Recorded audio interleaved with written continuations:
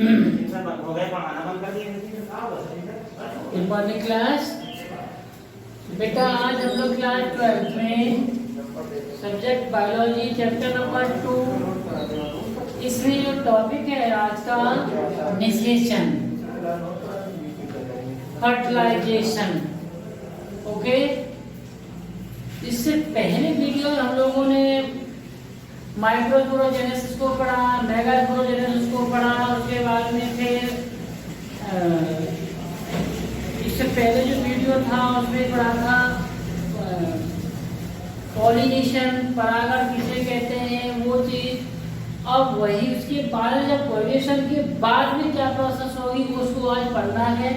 उसके बाद क्या होगा बेटा, निषेचन होता है, फर्टिलाइजेशन होता है, कहाँ होता है, कैसे होता है, इस सब पर हम लोग आज स्टडी करेंगे। ओके, इसमें बेटा देखते हैं सबसे पहले क्या होता है कि जो पोलन ग्रेन थे वो किसी भी मीडियम से बाय एयर, बाय इंसेक्ट और बाय एनिमल्स या फिर वाटर के थ्रू किसी भी तरीके से कहाँ पहुंच जाते हैं, फीमेल जो फीमेल होता है इस तरीके से होता है उसके स्टिग्मा वाले भाग पर, मतलब वर्तिकाग्र पर पहुंच जाते हैं यहाँ पर। और फिर क्या करते हैं वहां पहुंचकर जर्मिनेशन मतलब अंकुरण प्रारंभ कर देते हैं, हजारों की संख्या में पहुंचते हैं।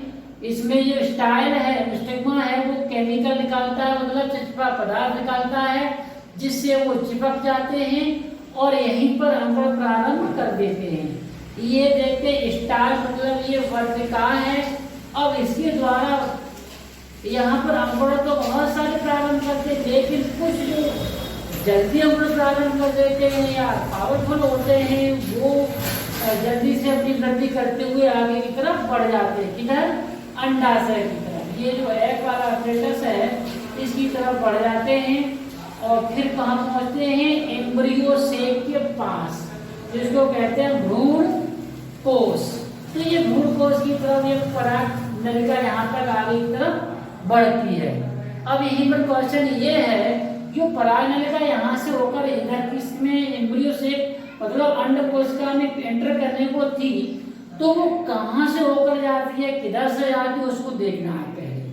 ठीक है बेटा, तो यहाँ देखते हैं बेटा कि जो पोलन ट्यूब है वो इस वाले यहाँ देखेंगे एम्ब्रियो से ये भी है और ये भी है। ये इसको बढ़ा करके दिखाएगा, जो पहले आपको बताया था बीजांड के अनुप्रस्थ काट। ठीक है, तो यहाँ पर इसको दिखाया गया है। यहाँ देखेंगे कि इसकी मेनली 3 पार्ट हैं। कौन कौन सा? ऊपर वाला जो एम्ब्रियो से का पार्ट होता है इसको कहते हैं हम चलाजा रीजन या निभाग। क्या? चलाजा रीजन है या फिर निभाग कहलाता है। ओके, नेक्स्ट बेटा, इसको जो घेरे हुए कवर था वो पहले भी बताया था आपको, इसको कहते हैं इंटेगुमेंट या फिर इनको अध्यावरण कहते हैं।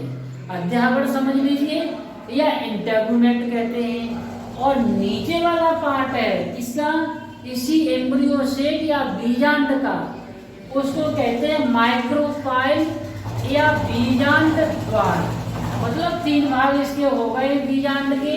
नीचे वाला भाग जहाँ पर एक स्ट्रक्चर बना हुआ है, मतलब गैप सा है, इसको कहते हैं माइक्रोफाइल या बीजांड द्वार। ये कवर है अध्यावरण के 2 इंटेगुमेंट, और ऊपर वाला भाग कहलाता है चलाजा रीजन, ये इसका ऊपर वाला भाग। अब यहाँ देखते हैं ये जो पराग नलिका थी वो या तो डायरेक्ट एंटर कर सकती है या फिर यहाँ से होकर बीच से जा सकती है, ये इंटेगुमेंट को तोड़ती हुई, या फिर नीचे से जाएगी। कहाँ से? इधर से। मान लेते ये जो है पोलन ट्यूब ऊपर से आ रहा था, ये वाला, यही पोलन ट्यूब ये है, और ये क्या करेगा, इधर से तरफ से एंटर कर रहा है। ठीक, और ये इधर से एंटर कर रहा है यहाँ से। ओके बेटा, इधर से कर रहा है तो ये तो इसका रास्ता ही है। ठीक, रास्ते से होकर कोई भी प्रवेश करता है तो उसमें कोई दिक्कत नहीं है। ठीक, पराग नली जो थी वो माइक्रोफाइल से होकर एंटर कर रही थी। ठीक, ऐसी कंडीशन को हम क्या कहते हैं, पोरोगेमी। अब पूछता है पोरोगेमी क्या है, तो आप लिखेंगे जब परागनलिका बीजांड द्वार से प्रवेश करेगी, कहाँ, इस एम्ब्रियो सेक के लिए, तब इस कंडीशन कहेंगे हम पोरोगेमी। ओके बेटा, तो ये पोरोगेमी होता है। नॉर्मली सभी पौधों में इसी तरीके से होता है, कुछ को छोड़कर। परागनलिका का प्रवेश कहाँ, इस बीजांड के अंदर एम्ब्रियो सेक में। तो इस ये परागनलिका नीचे से होकर इंटर करती है यहाँ पर इस तरीके से, तो इसको हम कहेंगे बेटा पोरोगेमी।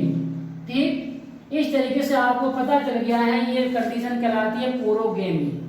लेकिन यहाँ पर इस माइक्रोपाइल या बीजांड द्वार से प्रवेश उसने नहीं किया, तो फिर कहाँ से किया, वो इधर से न आकर और कहाँ से एंटर कर गई, इस इंटेगुमेंट को तोड़ती इधर से, यहां से, मतलब उसको जाना चाहिए था माइक्रोपाइल से, रास्ता इधर से था, लेकिन उसने रास्ता वो न मानकर कहां से एंटर कर गई, बीच से। इसलिए इसको कह देते हैं क्या बेटा, मीसोगेमी।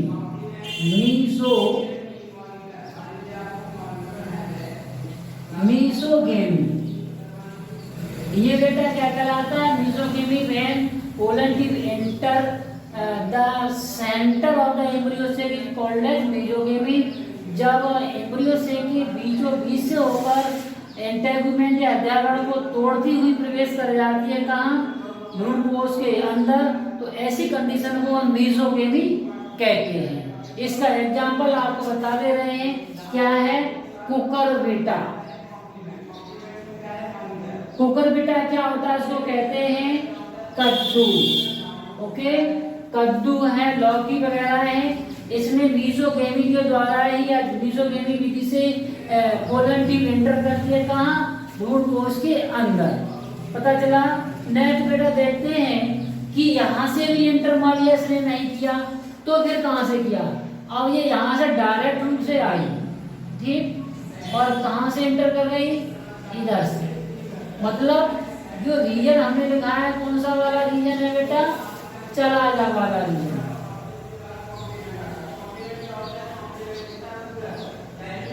ये चलाजा वाला रीजन से ही एंटर कर गई वहां पर एम्ब्रियो सेक के अंदर, तो ऐसी कंडीशन को हम क्या कह देते हैं, चलाजोगेमी। चलाजोगेमी, ठीक। तो चलाजोगेमी ये हो गया है, मीसोगेमी हो गया है, पोरोगेमी। मतलब 3 तरीके से भ्रूण कोश के अंदर परागनलिका प्रवेश करती है। तो इसमें भी क्वेश्चन पूछता है कि एक्सप्लेन करिए कि किस तरीके से परागनलिका एम्ब्रियो सेक के अंदर प्रवेश करती है। तो आप देखेंगे पहली बार माइक्रोपाइल के द्वारा करती है, बीजांड द्वार के द्वारा करती है, तो पोरोगेमी इसको कहेंगे। यही इंटेगुमेंट या अध्यावरण को तोड़कर बीच से प्रवेश कर जाए तो मीसोगेमी कहेंगे। पोरोगेमी के एग्जाम्पल था क्या, ज्यादातर सभी पेड़ पौधे कह दीजिए नॉर्मल ऐसा होता है सभी में, कुछ को छोड़कर। और मीसोगेमी का एग्जाम्पल है तो फैमिली कुकुरबिटेसी या कद्दू कुकुरबिटा में, इस तरीके से होता है।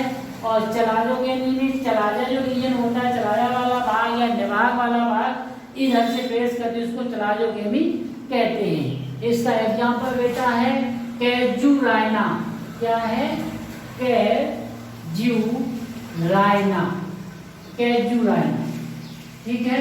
तो कैजुराइना में जो परागनलिका है वो कहाँ से प्रवेश कर रही है, चलाजा रीजन से। कद्दू में कहाँ से कर रही है, बीज से, जिसको मीसोगेमी कहते हैं। और माइक्रोपाइल या बीजांड द्वार से ज्यादातर सभी पौधों में प्रवेश करती है। तो इस तरीके से ये तो था परागनलिका का प्रवेश कहाँ, बीजांड के अंदर। अब यहाँ पर इसके अंदर पहुंची ही जाती है तब क्या होता है, मान लेते ये परागनलिका है और ये यहाँ से जर्मिनेट होते हुए थे और कहाँ पहुंच गई, इस बीजांड एम्ब्रियो सेक है इसके पास में यहाँ। अब यहाँ हम लोग देखते हैं बेटा कि एक परागनली है और इसमें न्यूक्लियस कितने, मतलब नर केंद्रक की संख्या आपको दिखाई दे रही होगी, 2 है, ठीक। ये परागनली है मान लेते हैं, तो इस परागनली में कितने न्यूक्लियस होते हैं बेटा, 2, ठीक। दो केंद्रक है यहाँ पर। अब दो केंद्रक ये जो है केंद्रक वो यहाँ पर इंटर करेंगे, एक तो अंडकोशिका के साथ मिलेगा जाके, और दूसरा कहाँ चला जाएगा फिर?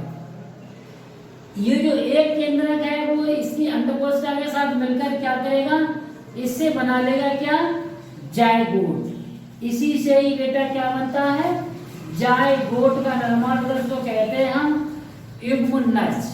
युग्मनज का निर्माण करता है और ये कैसा हो जाएगा जायगोट, 2n मतलब द्विगुणित, द्विगुणित संरचना प्राप्त होती है। इसी से ही फिर किसका डेवलपमेंट होगा, भ्रूण का, अर्थात एम्ब्रियो। एम्ब्रियो का पूछता, एम्ब्रियो का जो निर्माण है वो किससे हुआ, तो अब आपको समझ में आ गया होगा, जायगोट के द्वारा ही भ्रूण का निर्माण होता है। जायगोट अगुणित है या द्विगुणित, सामने लिखा है ये द्विगुणित होता है, क्योंकि एक तो केंद्रक नर वाला मिल था और दूसरा केंद्रक अंडकोशिका का था। जब दो आपस में मिल गए तो ये क्या बन गया, 2n, n + n = 2n। तो जायगोट हमेशा द्विगुणित ही होता है और उसी से ही भ्रूण का विकास होता है। तो फिर नेक्स्ट देखते हैं, अब दूसरा जो नर केंद्रक था ये कहाँ जाएगा बेटा, दूसरा जो नर केंद्रक परागरंध्री के अंदर है वो कहाँ किससे मिलेगा, पोलर न्यूक्लियाई मतलब ध्रुवीय कोशिकाओं से।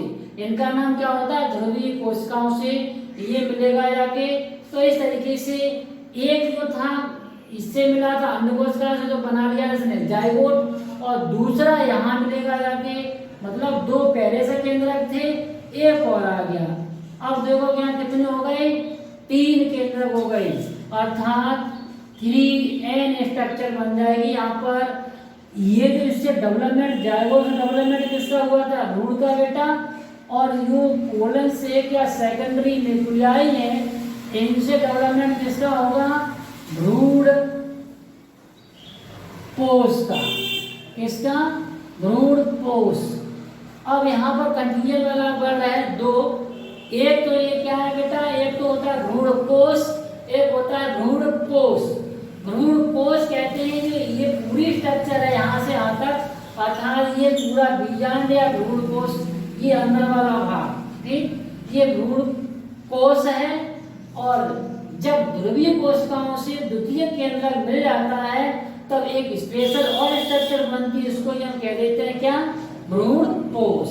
भ्रूण कोश क्या करता है, जो अंकुरित वो होते हैं अनाज या कोई भी पौधा, उसको भोजन प्रदान करने का काम भ्रूण कोश ही करता है। इसको कहते हैं हम एंडोस्पर्म। वो एम्ब्रियो शेप होता है और ये होता है एंडोस्पर्म।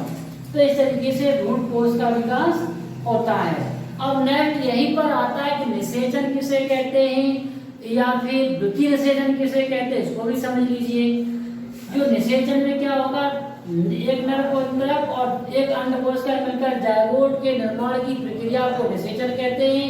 जबकि द्वितीय नर केंद्रक और ये जो पोलर केंद्रक के साथ मिल जाता है तो ऐसी कंडीशन को हम क्या कहते हैं, डबल फर्टिलाइजेशन या दोहरा प्रसन को निषेचन कहते हैं।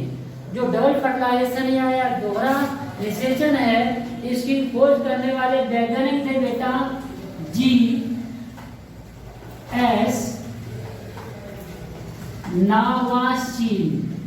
नावास्चीन साहब ने इसकी डिस्कवरी किया था द्वितीय निषेचन की, कब, इन 1898 में। तो इस तरीके से हम यहाँ पर डबल फर्टिलाइजेशन आ जाता है, उसको भी एक्सप्लेन कर सकते हैं। निषेचन किसे कहते हैं उसको भी कर सकते हैं। किस तरीके से परागणिका का इसमें प्रवेश होता है एम्ब्रियो सेक के अंदर, ये सब चीजों को आज हमने एक्सप्लेन किया। नेक्स्ट कल हम लोग देखेंगे। ओके, आज के लिए बस इतना ही।